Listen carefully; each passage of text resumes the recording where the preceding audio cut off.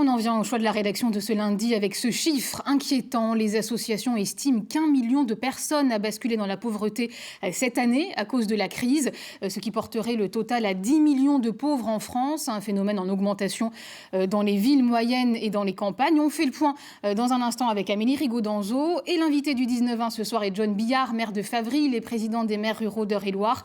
Mais d'abord, direction le Berry où les demandes d'aide alimentaire ne cessent d'augmenter. Garo Kevorkian, Stéphane Daude. Dans les hangars, les palettes s'empilent, ainsi que dans les chambres froides. Si l'activité est plus importante que d'habitude, c'est pour répondre à la hausse des demandes des associations. Comme vous allez pouvoir constater, on a une recrudescence de produits. Donc toutes les entreprises jouent le jeu. Donc là, à l'heure actuelle, on a des produits laitiers, du fromage, donc de la viande carnée, donc ça sera demain. Donc nous, au niveau de la banque alimentaire du Cher, à l'heure actuelle, on a beaucoup plus de marchandises. Parmi les principaux bénéficiaires, le public étudiant. Dans cette épicerie sociale, les produits sont vendus 4 fois moins cher qu'en grande surface. C'est un avantage d'avoir cette épicerie ici qui nous permet de ne pas stresser à la fin du mois sur le reste du budget le budget qui nous reste en tant qu'étudiants. Ouais. La précarité alimentaire, un mal accentué par la crise sanitaire et qui se ressent désormais sur tout le territoire. Elle se passe à tous les niveaux, aussi bien en ville qu'en rural. Ce qui est peut-être nouveau, parce que je pense que on était peut-être plus axé dans le rural et maintenant c'est le département entier. La crise a plongé de nombreuses villes dans une précarité sociale et économique. 200 maires ont appelé l'État à des mesures concrètes, dont celui de Vierzon. Aujourd'hui, si une ville comme Vierzon, une ville comme Issoudun, une ville comme Bourges décroche, c'est aussi toute l'agglomération, toute la communauté de communes, tout le bassin de vie qui décroche. Et donc c'est très important qu'on ait ce soutien un peu affirmé, aussi bien dans le cadre d'Action Cœur de Ville, du programme de renouvellement urbain, mais aussi du plan de relance. Et pour éviter un décrochage, ces 200 maires demandent dans une lettre ouverte à Emmanuel Macron 1% du plan de relance de 100 milliards d'euros. Bonsoir John Billard. Bonsoir. Vous êtes maire de Favry, les présidents des maires ruraux d'Eure-et-Loir. Cette lettre ouverte au président, signée par de nombreux maires pour leur dire l'inquiétude face à la montée de la pauvreté, vous ne l'avez pas signée. Pour quelle raison ? Tout simplement parce qu'on ne me l'a pas demandé d'abord. Et puis, c'est principalement, quand on regarde les maires, c'est principalement des maires de grandes villes. Mais ça n'empêche pas que la ruralité aussi est touchée, puisque, comme l'a dit l'intervenant tout à l'heure, pendant votre reportage, ça touche la totalité des territoires. Et c'est là qu'on voit qu'il n'y a pas de différence entre les urbains et les ruraux. Alors peut-être que dans la ruralité, ça se voit moins, parce qu'on se connaît plus, donc les personnes qui sont en difficulté le montrent moins.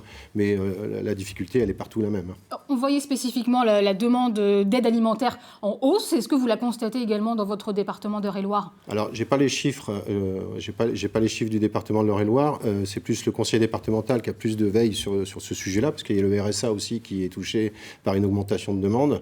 Mais je sais que les associations des villes centres autour de nos communes rurales ont aussi une augmentation de demande. Est-ce qu'il y a une spécificité de la précarité en zone rurale ? Oui, c'est ce que je disais, la discrétion. C'est-à-dire qu'il faut qu'on intervienne, il faut que les personnes, même si on est en proximité avec eux, il faut qu'elles viennent nous voir directement. Mais parce que les voisins sont plus proches, les villages sont plus petits, c'est beaucoup plus discret. Mais on sait qu'elle existe et généralement, c'est le maire qui est saisi le premier. Quel devrait être le rôle du maire, justement, d'une petite commune, selon vous, face à cette... C'est ce qu'il fait habituellement, que ce soit hors Covid ou en dehors de ça. Enfin, les maires sont sollicités et les CCAS ou les communes, généralement, ont un fonds qui permet d'aider les personnes en difficulté. Ça existe dans tous les villages depuis très très longtemps. Et cette proximité fait qu'on le sait assez rapidement, mais c'est cette notion de discrétion. Effectivement, qui est propre aux campagnes. Alors, restez encore avec nous. On va faire le point sur la stratégie de lutte contre la pauvreté du gouvernement. Bonsoir Amélie Rigaud-Danzo. Cette stratégie a été présentée par Emmanuel Macron il y a 2 ans, bien avant la crise. Que prévoit-elle ? Eh bien, elle est partie d'abord d'un constat simple, c'est que les mesures mises en place jusqu'alors n'ont pas permis de faire reculer la pauvreté. C'est donc dans une logique plus préventive que curative que s'est inscrit ce plan de 8 milliards d'euros qui s'articule autour de 5 engagements. D'abord, prévenir la pauvreté dès la petite enfance et puis garantir au quotidien les droits fondamentaux des enfants, comme l'accès par exemple à l'alimentation ou au logement. Garantir ensuite un parcours de formation pour tous les jeunes, et c'est notamment le cas en ce moment avec l'obligation de formation vaccination jusqu'à 18 ans qui est en train d'être déployée depuis janvier. Et les demandeurs d'emploi sont aussi au cœur de cette stratégie. Oui, avec des mesures pour rendre les droits sociaux plus accessibles et enfin avec un accompagnement de tous vers l'emploi, y compris et surtout pour les personnes les plus fragiles. Alors avec la crise, qu'est-il advenu de ce plan précisément ? Eh bien, la mise en œuvre de ce plan a été fortement ralentie par les confinements, alors que dans un même temps, le nombre de personnes en situation de précarité a augmenté. Les associations annoncent, vous l'avez dit, en France, 1 million de pauvres en plus. Des aides exceptionnelles de l'État ont donc été débloquées. De quelle manière, comment ce plan va-t-il être déployé dans la région ? Eh bien, le 7 janvier se tenait la 4e conférence régionale des acteurs du Centre Val-de-Loire, au cours de laquelle un point d'étape a été fait. On y apprend que 13,7 millions d'euros ont été consacrés à la lutte contre la pauvreté dans notre région l'an dernier.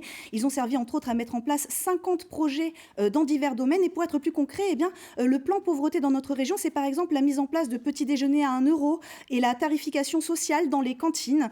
C'est l'opération Lait du Cœur, dont on a beaucoup parlé ici, qui a permis de récolter dans le Loiret 1 million de litres de lait pour la banque alimentaire. Et puis prochainement, ce sera un bus itinérant de la protection maternelle et infantile qui parcourra les territoires ruraux de Touraine en proposant entre autres des consultations médicales pour les enfants. Effectivement, on se souvient notamment des briques de lait à la fin de l'année dernière. Merci beaucoup Amélie pour cet éclairage. John Billard, que pensez-vous de ces actions mises en place ? Est-ce que ça va dans le bon sens ?